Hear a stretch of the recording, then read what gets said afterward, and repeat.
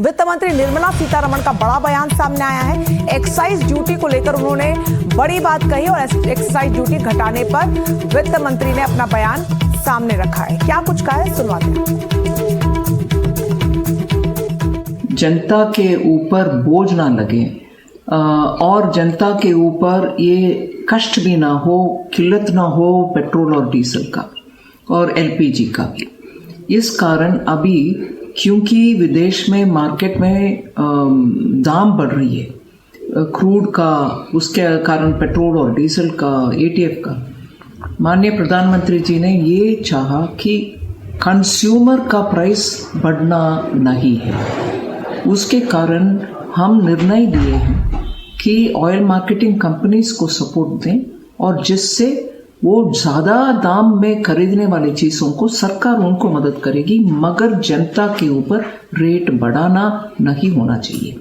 दूसरा, बड़ा दाम विदेश में बढ़ रही है, उसके कारण ऑयल मार्केटिंग कंपनीज खरीदना रोकें। ये से हालत ना हो, वो फिर भी खरीदें, फिर भी ले आएं और हमारी जनता को समय समय पर सही क्वांटिटी जितना भी मिलना चाहिए उतना मिलने का इंतज़ाम करें। इसीलिए आज इस निर्णय के कारण सप्लाई कमी नहीं होगा, सप्लाई में, अवेलेबिलिटी में कमी ना होगा, जनता को डीजल भी, पेट्रोल भी, क्रूड भी मिलेगा।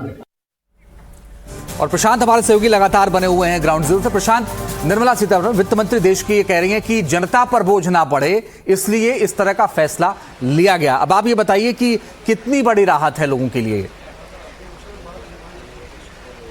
नहीं, देखिए अंजीत, जब कच्चा तेल देश में आता है और वो रिफाइन होकर जब हम लोगों तक पहुंचता है, उसके बीच में कुछ दूरी होती है। जिस दाम पर कच्चा तेल कंपनियों को मिलता है और हम लोगों को जब वो मिलता है, उसमें कुछ टैक्सेस लगाए जाते हैं, जिसमें एक बेसिक एक्साइज ड्यूटी भी उसमें लगाया जाता है। तेल कंपनियों पर भी मूलतः तेल कंपनियों पर जो लगाया जाता है, और भी कुछ टैक्सेस लग के तब वो हमारे तक पहुँचता है।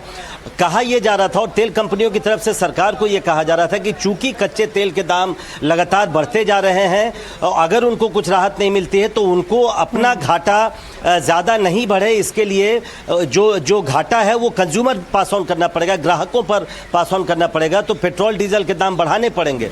अब सरकार का ये कहना है कि चूंकि पेट्रोल और डीजल की जो एक्साइज ड्यूटी है जो तेल कंपनियों को देना पड़ता है, उसमें 10 रुपए की कमी की गई है। बिल्कुल प्रशांत, और ऐसे में एक अफवाह ये भी थी कि कहीं इन परिस्थितियों के बीच में पेट्रोल और डीजल के दाम आसमान एक बार फिर से ना छूने लगे, तो उन अफवाहों पर भी सरकार ने एक्साइज ड्यूटी कम करके फुल स्टॉप लगा दिया। बहुत शुक्रिया प्रशांत आपका तमाम जानकारी के लिए।